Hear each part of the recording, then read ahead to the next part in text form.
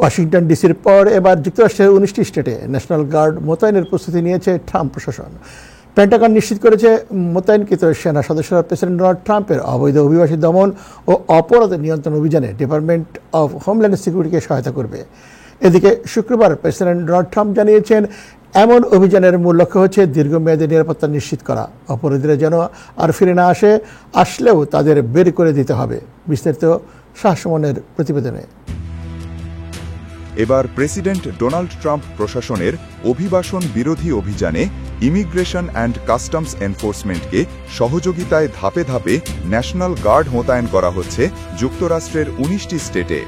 এজন্য প্রায় 1700 national guard সদস্যকে প্রস্তুত রাখা হয়েছে।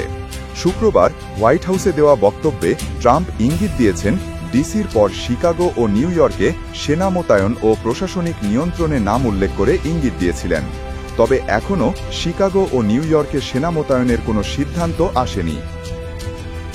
শুক্রবার ফক্স নিউজের প্রতিবেদনে 19টি স্টেটে সেনা মোতায়েন সংক্রান্ত নথির বরাত দিয়ে বলা হয়েছে, Alabama, Arkansas, Florida, Georgia, Idaho, Indiana, Iowa, Louisiana, Nebraska, Nevada, New Mexico, Ohio, South Carolina, South Dakota, Tennessee, Texas, Utah, Virginia এবং ওয়ায়োমিংয়ে সেনা মোতায়েন করা হবে। চলতি আগস্ট থেকে নভেম্বরের মাঝামাঝি সময়ে এসব স্টেটে পর্যায়ক্রমে সেনা মোতায়েন করা হবে। প্রতিরক্ষা বিভাগের এক কর্মকর্তা জানিয়েছেন, সেনারা আইসকে ইমিগ্রেশন অ্যান্ড কাস্টমস এনফোর্সমেন্ট সহায়তা করবে মূলত কাগজপত্র ব্যবস্থাপনা, লজিস্টিক্স এবং প্রশাসনিক কাজে।